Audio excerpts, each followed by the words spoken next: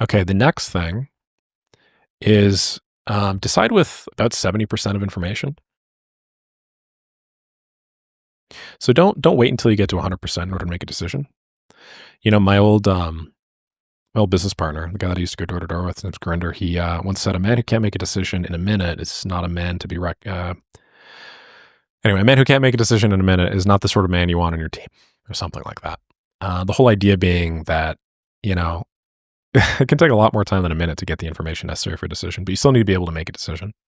So in reality, what's going to happen is you're never going to have, the full 100% battery bar of information, in order to make the decision. In reality, all you're basically ever going to have is you're going to have some subset of that. You're going to have like 70% or something max. And you're going to convince yourself, oh, well, I'm just going to learn a little bit more and then I'm going to kind of make up this gap, right? No, after a while, all information just becomes, majority of information that you're learning just gives subpar, sort of diminishing returns. Like when you learn about something new, like the first, like, I don't know, one quarter or one third, let's say, is responsible for 90% of the information to learn about that thing. If you could spend another third and you learn like five, you could spend another third, you learn like 1% or something crazy.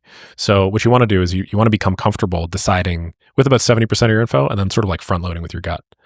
Yeah, 40 to 70%, I believe, was was stated by this guy, Colin Powell, but somewhere around 70% is usually fine.